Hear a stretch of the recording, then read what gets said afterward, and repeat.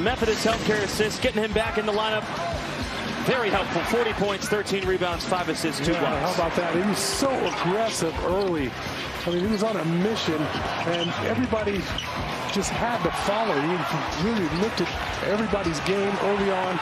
Straight the double team, the dunk in the open court, the and ones. Did a nice job getting to the line. Hanging there for an easy offensive rebound and throw down. It was nice to see. We didn't know if he was going to play tonight. Yeah. And then you figured that if he got on the court, Mitch was going to play him the bare minimum, 20 minutes, but he goes beyond that, 26 minutes, and just really dominated. 40 points in 26 minutes. Think about that. If the game's a lot closer, he's got to play 36 minutes or so. You're talking about a 50 spot he's putting up there. So overall, a really dominating performance. Another 40-point game for Victor Wembanyama, the 9th of his career, young, illustrious career. Iceman, all-time, 67. Big Dave, 22. Mike Mitchell, 10. So Victor, right on Mike Mitchell's tracks. Yeah, Mike Mitchell with a very, very impressive career. Big Dave, obviously. Manu with 6. I'm still shocked that I don't see Timmy's name on that list higher up.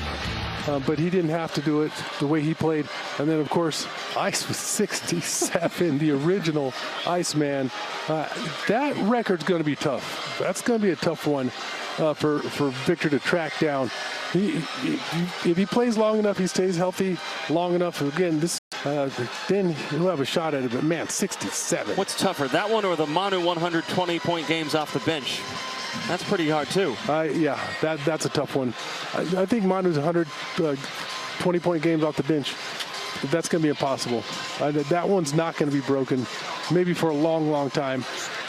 Eventually, you figure the odds are somebody's going to break it, but I don't think I'll be around to see it. Well, I hope you are. Come on now. No, get all morbid on this me. could be like 30 or 40 years from now. I mean, I don't see it happening the next 10.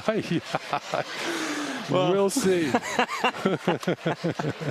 I'll be here, hopefully. Yeah, you will be. Yeah, you will. De'Aaron Fox, he's here right now, and he was hooping 14 points in that third quarter, really turned it on in that third quarter. Yeah, you know, he really did 14 in that third and just did it in a variety of ways. And he was a player in the open court. There was one play there where he took it 1-on-5 against a lot of white jerseys and just sprinted past everybody and won that battle. But it was just vintage De'Aaron Fox, little stop and pops in the paint. This was quick on quick. Creates enough space to get that shot off against Johnson, who's, you know, not slow-footed himself. And so that was really nice to see. I mean, a lot of really great performances. De'Aaron Fox, obviously one of them. And, you know, we forget that we have another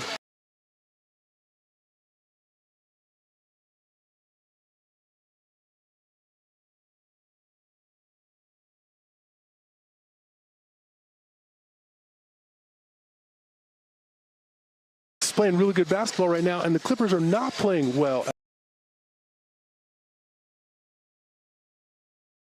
at this point in time. And so we could see the Phoenix Suns in this building next weekend. Yeah, let's take a look at the playoff bracket as it sits right now. We know the Spurs are the second team in the Western Conference, have really known that for the last 2 months, basically. And we mentioned right now, if it stands, Portland and Golden State 9-10. Phoenix, LA 7-8. That game in Portland against the Clippers underway right now. Portland trailing 12-9 early first quarter, so you need to stay up kind of late to see how that unfolds. And there's a final game of the season as well for each team. All 30 teams playing in the league tonight. So it's going to be interesting to see. And we talked about it earlier in the game. Oklahoma City and Denver both sitting everybody tonight. So that's fascinating to see why Denver would do that, if they want the 3 seed or the 4 seed. But at the end of the day, you're going to play who you're going to play, and you just have to figure it out, right? Yeah, and for Denver, it doesn't matter. You're either going to get Houston or Minnesota in that first round. So who do you want? And, you know, that kind of scenario. And I don't think you want to proclaim, well, we want Minnesota, we want Houston. You don't want to add any bulletin board material. So either way, in that second round, you have to either play us or OKC, and you have to start out on the road. So for them, it's probably more important right now to get rest. Yep. That's why it's important that the Spurs got the home court advantage through the first 2 rounds of the Western Conference playoffs. De'Aaron Fox with a great night again. Back-to-back good nights from the Fox. Another dunk. We'll be back after this. Go down. sweep of the Mavericks. How important is that? Very important. It's in convincing fashion, too. So you beat Houston 3-1, Dallas 4-0. 4 out of 5 against OKC, so we control and dominate the entire Southwest. World domination, Southwest domination. That's right. We'll put it that way, but maybe world domination if the Spurs end up winning the whole thing. Who knows? Hey, Sunday fan appreciation night inside of the Frost Bank Center. Everyone is going to get a free T-shirt, and you know people love free T-shirts. I mean, you know what? It's amazing. Free food, free T-shirts. Almost both those things almost start a riot. Doesn't matter. I mean, people love their free T-shirts, and I don't blame them. So it's going to be a lot of fun for the fans, and just to let the fans know how much we appreciate them, because the fans have been amazing this season. That's a 7 o'clock pregame show on FanDuel Sports Network with Nate Ryan and TJ Ford. 7:30 start. Speaking of Nate Ryan, we love being on Ken's 5. This is our final time on Ken's 5 this season. All of our affiliates around Texas as well. We really appreciate it, and we've been loving being on Ken's 5, right? No, it's always a special occasion, and the game feels bigger when it's on Ken. So, Ken's, we need you back next year.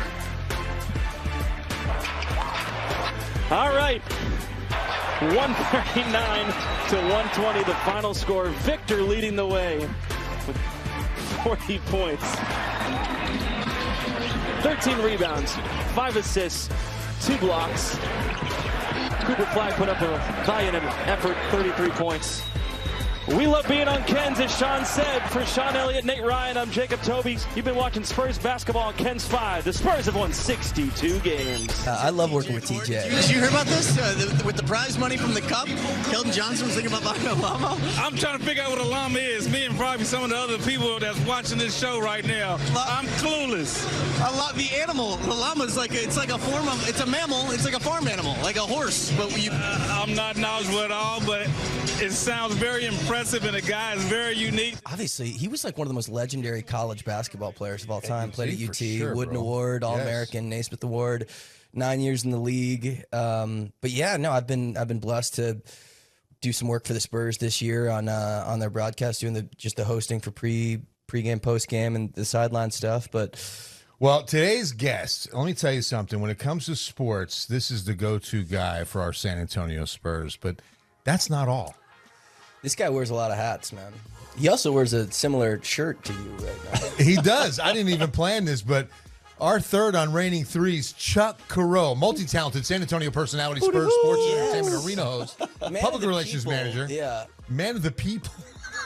Steve Harvey stunt double. All right, sexiest man. How many years have you been in Canada? I don't know. I've never won it, but still working on that. It's an honor to be just president, founder, treasurer, and sergeant of arms of the Janet Jackson fan. How many times have you seen her live? Countless times live. Met her 4 times. Met her. Well, you meet somebody once, but does she hey, Chuck? The last time. Did she? The last time, and it's a meet and greet. You pay enough, you can do almost anything. Right. So I was able to meet her, and I was like, Janet, I'm Chuck. I'm from San Antonio. This is my 4th time seeing you. And she reaches out and she goes, I thought I recognized your face. And I was all like, oh, thank me, Jesus.